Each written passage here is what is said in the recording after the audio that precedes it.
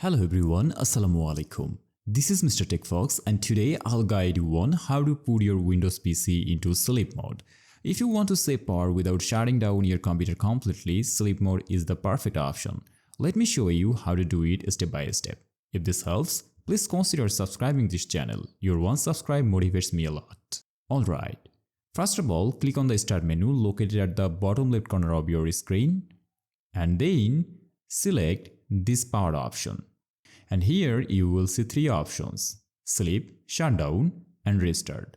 Normally, select sleep mode from here.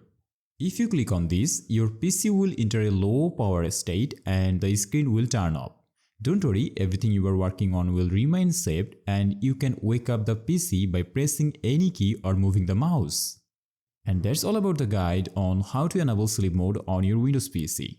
Thanks for watching and Allah Hafiz.